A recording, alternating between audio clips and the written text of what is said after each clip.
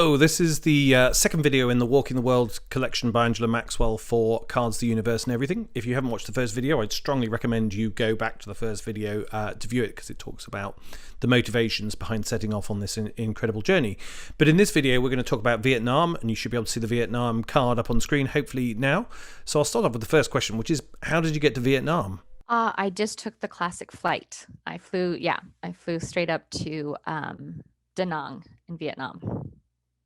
And did you relax at the end of your Australia trip at all, or was it straight on? Was it sort of arrive, get going?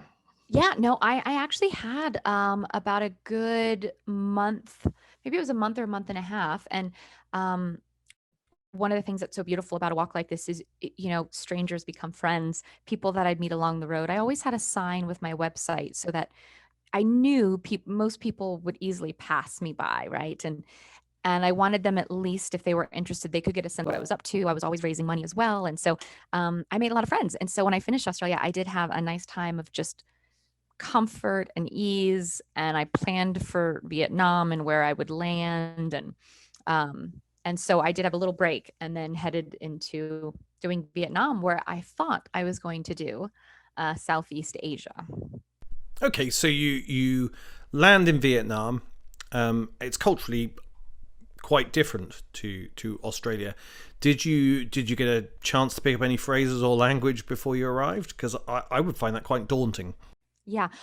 Well, I would have absolutely have loved to have had the time and the ability to learn quite a bit of the language of every country that I walk through. Um, I did not through most of the countries, including Vietnam. What I did do was I would research, oftentimes just Googling or on YouTube, and I would find basic ways of greetings and saying hi and thank you. And Vietnam, the little time that I ended up walking there, I did learn that if you're just okay with kind of doing a little bit of charades, acting things out, you don't need the same language. And especially So, when someone on the other end is it okay was with the it. start of a sort of budding sign language that seemed to come up on a lot of your travels from that point on, which Oh, presumably you're expert at now, I should imagine, oh after. yeah. Well, I mean, it's nice. You learn the basics, like, cold and hot, and some, of course, some things are lost in translation, but for the most part, things that I might have needed, I would get laughed at a lot. So I think there was a lot of humility along the walk when I would try something and they would look at me like I have no idea what this crazy lady is doing, but I always tried to give it a go. And then fairly early on into your trip in Vietnam, you got dengue fever. So, Yes, literally so about 10 days in. It was quite quick. and how first of all, how did those symptoms sort of come on? Were you aware of it coming on? Was it rapid? And then what exactly happened as a result of that? Yeah. So I was actually, so one of the things I say with the walk was I never used a topographical map. I oftentimes used this little app called Pocket Earth, and it just would give me a way of knowing if there was a trail, or like I didn't plan ahead. I would just get a sense of, oh, there's this one road, but I could go over here and do this trail. I never knew when I was going to be going over a mountain pass. I didn't want to know, because if I knew in 3 days I'm going to reach a mountain, there's a saying that I'll probably butcher a little here, but it's like you start climbing the mountain before you even get to the base of it. Mm-hmm. And so I didn't want to psychologically always be thinking about what is coming up. I wanted to be in the moment. And so it was the second day. I believe I was leaving Da Nang, and I realized, wow, this road's really getting steep here and just going up and up and up. And it took me quite a while to get over what's called High Van Pass.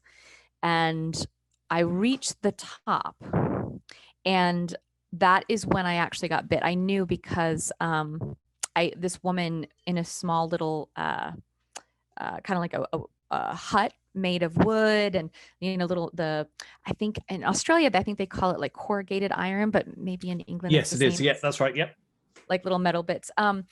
And she invited me to sleep there, and she gave me this mosquito net that we hung from the ceiling, but the mosquito net had many, many holes. And all night I remember waking up to the burning and stinging of mosquitoes.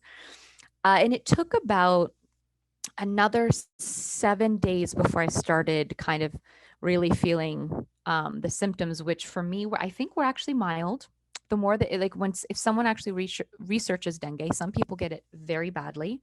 I think mine was more mild, meaning it was what people would describe as a migraine, a very intense migraine. I couldn't handle the light anymore, and Vietnam is very humid, so that the extreme heat with the humidity was making it just absolutely unbearable, and my joints hurt, became difficult to breathe and to walk. And so I was very lucky that I had someone who knew someone who lived in Vietnam and let me go and rest there for a month. And I just remember laying in the dark, trying to stay hydrated and get through the pain, because there's no antidote, there's no cure, there's no vaccine for dengue.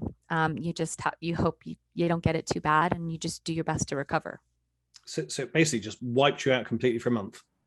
Yeah, for a month, just wiped me out. And I think that's when I started questioning, is this really the route I want to do? Is this really where I want to be? I just came, and the cultural difference for me really was more the deep solitude of nobody. And then I jumped into one of the busiest, most populated places on the planet. That, I think, was what was the biggest shock for me. So your plan was originally to walk a lot more of Southeast Asia, but you ended up stopping in Vietnam. I did. When I was recovering from dengue is when I realized, this is my walk. I get to go where I want. And that's when I decided, I felt really called to go back to the kind of, not so much desert per se, but I wanted the solitude and the wide open spaces. And I made the decision that I would just go up north to Ulaanbaatar in Mongolia. So I was in Vietnam for about about 2 months maximum. And then one extreme to the other. Yeah. Yeah. I kind of feel like the Vietnam was the intermediate, it goes from like solitude, very, very hectic, busy, almost no place to camp, people everywhere, to another place of solitude.